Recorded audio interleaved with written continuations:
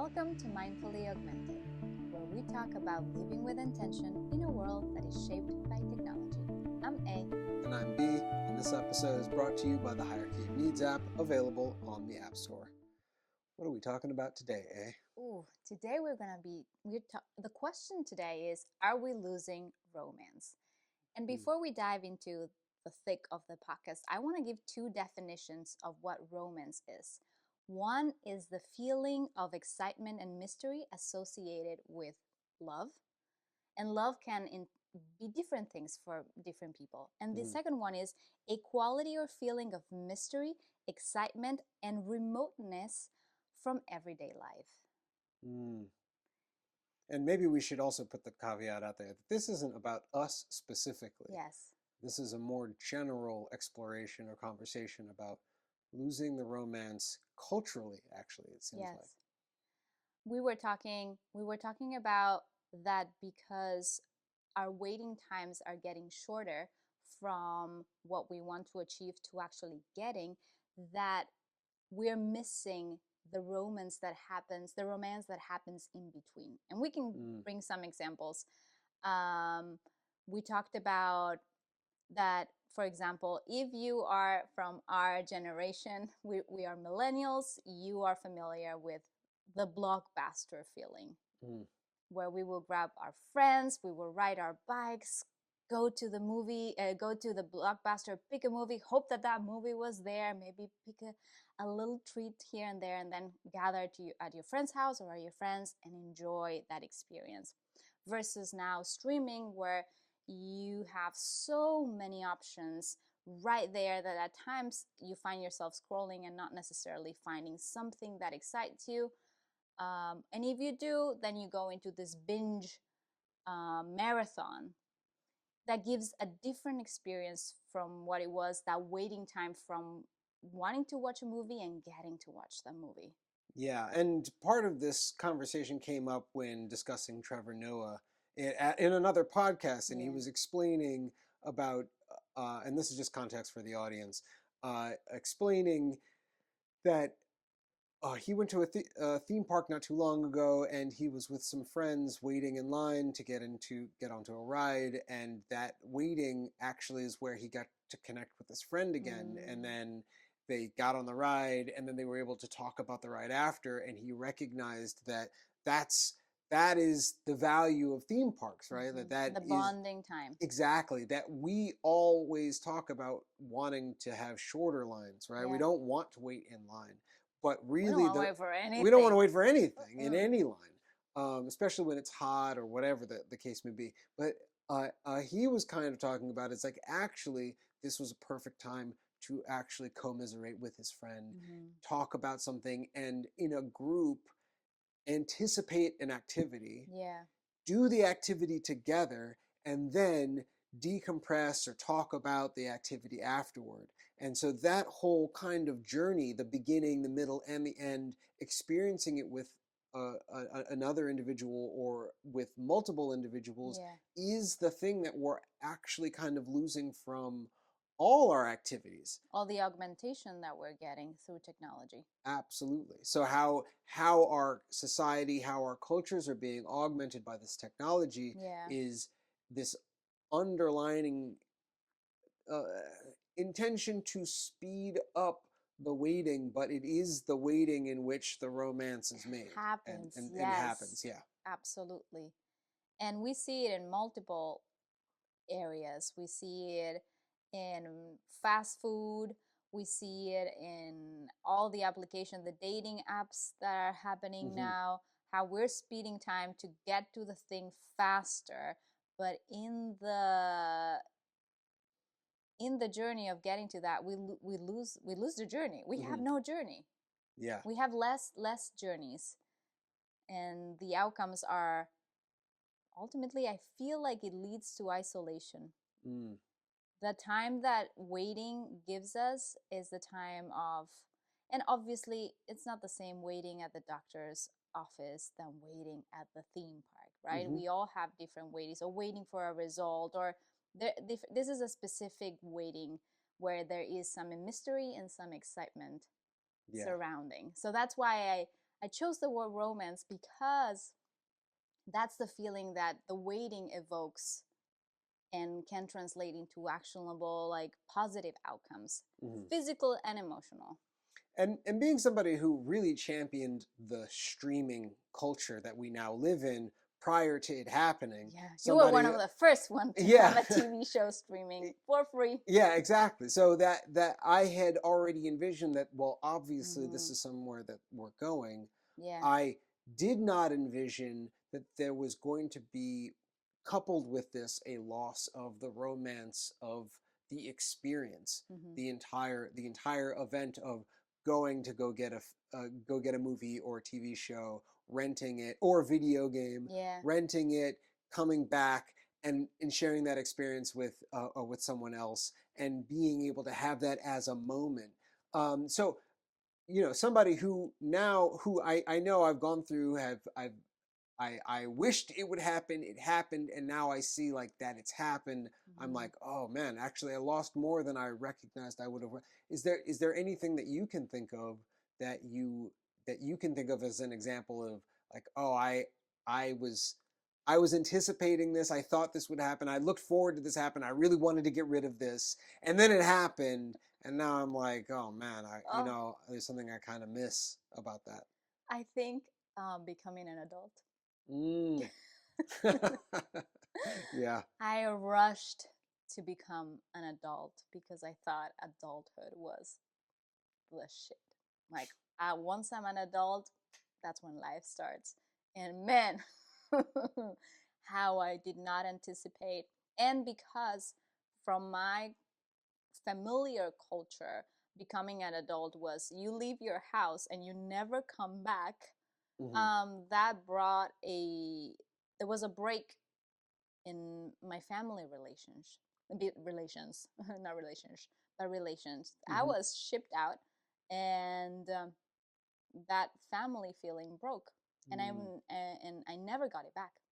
Hmm. Hmm. So I rushed to become an adult. I think you're in good company there. I would argue that most people have this sense of, I I want to be an adult, because we put so many things on the other side of that finish line. We Yeah. culturally dangle this sense of freedom, this sense of independence, the sense of, like, oh well, you can't do that until you're an adult. And ultimately, I think we encourage this want for freedom and independence Mm-hmm. without being able to communicate what you're losing at the same Yeah. time. Yeah. And yeah, I think that's inherent to And I the, was the lucky environment that we're I was creating. not forced to become an adult as a young age. I know a lot of children are forced to become adults. Hmm. I was eager to become an adult as fast as possible. So, yeah, now that So you did it to yourself, is I what you're did it to saying. myself, and I think we do it to ourselves in general, um, because we feel at times that the fastest way is the easiest way. Hmm. And that takes away from learning your lessons and meeting people along the way. Yeah. And you were mentioning the dating apps, how that Yes. really plays into things. And I want to say here, just for full transparency, like, we're not experts in this field. This is really to facilitate this conversation. Right. And also, while I had some experience with dating apps before you and I got together, it's Mm-hmm. not something that we went into anywhere near. Like, we did not. I did not use Tinder. Like, that wasn't something No. that I used. In the level of dating apps, how pervasive they've become in modern culture now, especially when it comes to dating. Yeah. I don't think that we really have a place to speak No. from first person experience, We do have friends but though we do have friends, who are and from the struggling with outside we can building. see, like, oh wow, it seems like everyone seems pretty equally miserable. They're able to get directly to what they want. Yeah. There are reports that it's a really difficult time for most men to find anybody uh, uh, that would even want to date them, Mm-hmm. and that increases the more you're a minority. That increases uh, Socioeconomically. like, if there's a socioeconomic um, lack Disparity. there, yeah, disparity. Yeah. So So dating apps already kind of shift this field to an area where it doesn't really work for most people, and it kind of makes people feel even more lonely from what I'm seeing as far as the data is concerned. Or it rapidly allows you to sample people and not really get to actually experience them, or you get to experience them in their worst condition, not something that allows you to digest who But this also person would our be over time. expectations have changed. The same way we will not go through speed dial for the internet. Hmm. Nobody will sit down and wait for the phone to connect to the internet. Yeah. We are shifting how we consume in general, and we want it faster, and we want it now. We want it yesterday. Yeah. And I think with relationships, we are teaching our children to do the same. And technology Mm. is shaping our children that way. And I think because we're letting technology educate our children for a large extent, that they will be missing out into this experience. Hmm. And I think something I never really thought of before, but as you mentioned it, the romance of the internet. The Yeah. idea that you would have to go Oh, through the that waiting until. 56K modem, and you hear the whole connection process and the Mhm. sound, and all I just remember salivating to get onto the internet, like oh my god, there's like what is in there. It's like it's infinite possibility, right? Like Yeah. so excited, and you just get to sit there with your thoughts while you're just trying to connect. And now we um, doom scroll. and now we get information so fast that we are dealing with information overload. Hmm. Most people are dealing with more input than the ability to creatively output, Yeah. and so there's that lack of balance in that area. So now that we've kind of set set the stage for this, recognizing that we have lost the romance, like And we don't want to in go many back to the areas. Stone Age, right? Yeah. It's So not how do about we like balance this? holding it and not and avoiding progress, because that's also not the answer. Yeah, absolutely. What's the approach that we need to take? Or what? Maybe I'll start with, where would you like to see the space given so you could bring romance back where technology Ooh. has removed it? Oh, that's actually such a good question. My first instinct is to r- shift the productivity Mm. conversation, where a human is not valued as a human just of how productive they are. So the moment that you let go of having to be an insanely hyper productive member of society, I think few patterns might emerge after we go through that sweatpant phase. Where when I say sweatpants, is like actually coming to, because we tied ourselves to an identity that no longer is. Then we have that It's no moment, longer needed. that Mm. moment of like, who am I, what I like, what I do. It's having that moment to think about it, and then we'll be able to start seeing some pretty cool thing emerging of just us being able to be Hmm. who we are. Mm. So just the romance of being a bored individual, Yeah. without the pressure of consistent expectation of productivity. Yes. Mm. The question is, are we able to slow down? Hmm. Will technology allow us? Because the moment you have access to doom scrolling and you just do it as a second nature, you're not necessarily going to take the time to be bored. Hmm. And we see it in our children. The moment that they feel bored, they don't even know what to do with themselves. They just Yeah. really want to. So you have to have that awareness of wanting to go and explore that. Hmm. And it comes down to, okay, so if you cannot do it by yourself, then community is the next step. Mm. Reducing that productivity. And when I say productivity, is just the fact of like working hustle 24/7, giving your soul to corporate lifestyle just so you can consume more. And then just having a place where you can fall back, having a community. Hmm. Hmm. So you don't have to do it alone. So you can be. Yeah.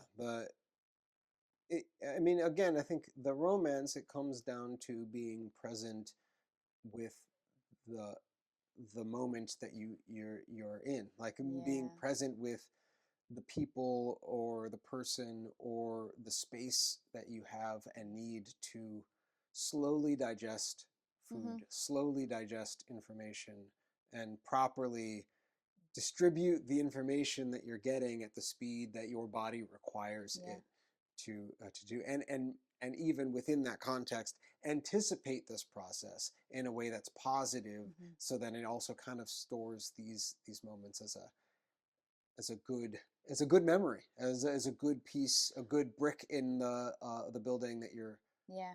building of life. Yeah. When thinking ahead, what if we went with the assumption that things aren't going to slow down? Oof. Which would most likely, it's Which everything in many ways, indicates. yeah, Yeah. in many ways it won't. What are some areas that we may not anticipate a romance might emerge in ways that we're not Ooh. necessarily seeing right now, where we will have the components just inherently, because it will require us to wait or slow down, or I think this one's maybe a little bit more difficult because Yeah, it I was takes a gonna lot of say like like, future projection. yeah, I was like, I don't know if I can answer right now this question. Hmm. But what I can say is that I do think that something will emerge regardless. Mm. It's in our nature to some extent. What will emerge, I have no idea, because we're still in this big transition where we as humans are the main breadwinners, Hmm. and as soon as we shift into potentially AI being the main breadwinner as a concept, Hmm. uh, something else will emerge. What do Do, you think about what I just said? yeah, well, I feel like what you're saying there is inherent in this need to survive, Mm, essentially, that we're escalating at the speed of our environment, is yeah, that it's requiring of us. But the moment that we switch over to essentially people's needs being met, yeah. if we switch over to this point where you don't have to go prove yourself, you don't have to go um, just hustle or fight to be at the top. And most people, and if you are able to just take a break when you need to, that inherently in that will be something that slows us down. There That will be, becomes a choice. yeah. I think the choice of being able, whether, because some people thrive right in that environment, and maybe they have the illusion that they thrive in that environment. Hmm. Um, but having that choice that if you need to slow down, you can without the world falling apart. Yeah, So you can yeah, focus on your health, so you can focus on your relationship, so you can focus on building, so you can focus on your hobby, so you can focus on being just a better human. yeah. I know that the stories that I told myself before the technology came, before we had the smartphone, like specifically the smartphone, when the iPhone was being marketed initially, Mm-hmm. the idea that you'd have the internet, email, and a phone all on one device, Yeah. the idea that like, oh, I can be productive wherever I am, and that way that whenever, like if I'm in transit, which I know I was at the time in transit a lot more, that the idea that I'd be able to do so much work when I was on that device, Yeah. that whenever I got to the place that I was going, that I could actually just exist more. Like, that was such like so idealized, and did Right. not recognize that no, and the reality is with our culture, I was going to continue to You were ex- uh, compromising. yeah, I was going to actually just expand into more space, and the Yeah. expectation of me was just going to expect that I expand Yeah. into all the spaces that I can work from and be accessible from, Yeah. that's where people were going to just move. That's how we were all culturally going to grow into these things and Mm-hmm. like expand like a gas. Yeah. No, it is, and actually, it requires a lot of discipline to not fall for that. Hmm. Um, I I get messages from work on Saturdays and Sundays because everybody is in a group chat. Hmm.